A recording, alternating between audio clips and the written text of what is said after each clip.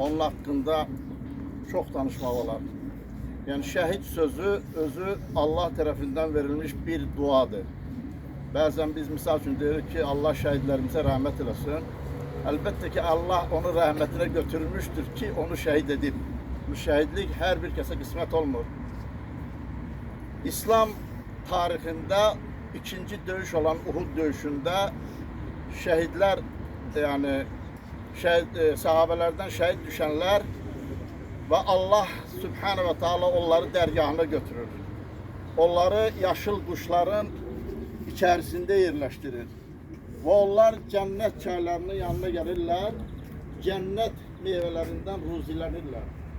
Ruzilənirlər və ərşin altında olan çıraqların altına yönəlirlər, gedirlər və deyirlər ki, kaş dünyadakı qardaşlarımız bilseydi ki, biz hardayıq. Yani biz hardayıq, biz ne cür bir mekandayız. Onda Allah Subhanahu ve Taala der ki, ben sizin bu sözlerinizi, fikirlerinizi, yani kardeşlerinize çatdıracağım. Onun için de Allah Subhanahu ve Taala Kur'an'da Ali İmran suresinde 169. ayette haber verir ki, onlar ölmemiştiler. Aslında onlar sağdılar ve Allah'ın dergahında yiyip içirler. Bu görürsünüz mü ne boyda şəhidlərə değer verilir. İkincisi, belə bir hadis yani Peygamber sallallahu aleyhi ve sellem'den bu sahih hadistir. Yani nazil olur, deyir ki, şəhidə 6 şey verilir ki, onlar başkalarına verilmir. Ne de olar? 6 şeyden birincisi odur ki, şəhidin ilk damla qanı yere tökülen kimi, onun bütün günahları bağışlanır. Ne kadar günah varsa onun bütün günahları bağışlanır. İkincisi, şəhid gözünü yuman kimi, yani o yaralanan kimi, o cennetteki yerini görür. Üçüncüsü, kabir azabından azabı onu ləğv olunur.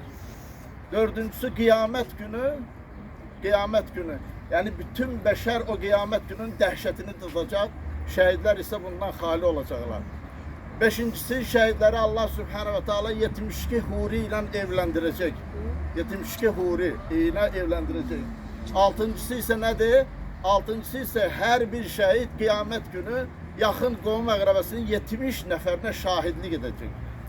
Yani onlar için zamin duracak, şahidlik edecek. Yani bu zirvedir, bu bir mertebedir. Buna Allah yöneldi ve biz belə dua etmeliyiz. Allah'ım, yani evladımızı şəhidlik mərtəbəsinə ucalt. Yani daima Allah'tan istemeli. Çünkü artık o dünyadan gidip ağlamak, sızlamak lazım değil. Bu her kişiye kısmet olmur. Misal üçün, kısmet olmayıp bak, İslam tarihinde büyük dohalardan, sərkərdələrdən biri Halid İbni Valid böyle bir sərkərdə olub. Düzdür, Uhud, Bedir döyüşlerinde İslam'a karşı vuruşub. Sonra İslam'ı kabul edib. Sonra ondan sonra İslam tarihinde büyük fətlər, zəfərlər əldə edib bu Halid İbni Valid. Ama koca vaxtında yaralı halde, yani xəstə halında yorğan döşəkdə can verir, ağlayır. Dostları yaxınlaşır, der ki, sen niye ağlayırsan? Axı sənə Peygamber sallallahu aleyhi ve sellem Seyfullah adı vermiştir. Seyf kılıncdır, Allah'ın kılıncı demektir. Axı o adı sənə verib, inşallah Allah Subhanahu ve Taala sizi cənnətdə bir yerde eləyər. Deyir, mən onun için ağlamıram ki, mən ağlayıram, deyir ki, bədənimdə qılınc yerindən salamat bir yer yok. Ama deyir, mən qadın kimi deyir, yorğan döşəkdə can verirəm. Yani görürsünüz.